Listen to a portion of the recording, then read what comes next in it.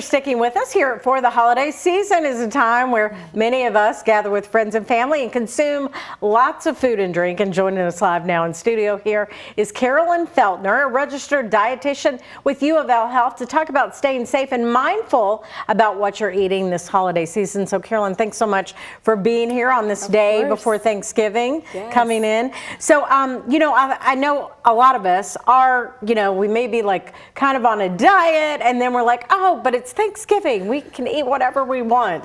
But so how do we eat, have a fun meal, but also kind of hold off on just going overboard? Absolutely. So we always hear the term eat, drink, and be merry. Yeah. And if I eat a large portion, eat a lot of sugary beverages and whatnot, after a while, I'm not feeling very merry anymore. Yeah. So it is important to approach the holidays with mindfulness, especially for those who have chronic disease like diabetes, heart disease. We want to keep everyone home and healthy and not in the hospital over the holidays. And what's the best way to do that? I mean, especially around the holidays, is it kind of like just thinking about what you're going to eat ahead of time and then maybe even like doing a double take, telling yourself again, because for example, we're going to the movies tomorrow, and I thought, oh, I'll just have some buttered popcorn. And then I thought, no, I probably don't need that.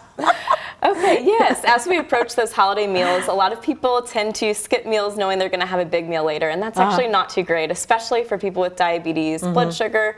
What I recommend, eat your normal breakfast and lunch. When it comes to dinner time, scope out, what is there. Scope out the dishes, plan out your plate.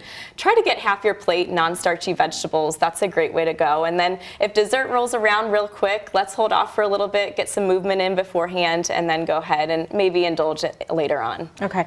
And I know you think there's a good way that you can maybe talk to family members about this. Yes. And this, to me, seems like a sticky subject to tell family members not to go overboard. So the holidays are not the time to be the food police. I'll tell you that. Nobody wants to hear, you can't have that, or I told you so. Right. It's about being around with family, but what you can do is offer healthy options. So if you have that sugar-free dessert recipe you've been dying to try, make it for that family member.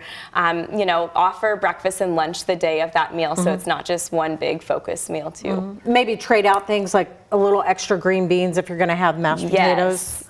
Yes, absolutely. That's a great idea. Okay, and then we were talking about just when it's safe to still be eating something like over an hour later. Yes, so try to put those leftovers away, pretty soon after that meal. Within 2 hours, is really a good rule of thumb. All right. Well, thanks so much for coming in today. We appreciate it. Thank you. Some good tips to keep in mind, that's for sure.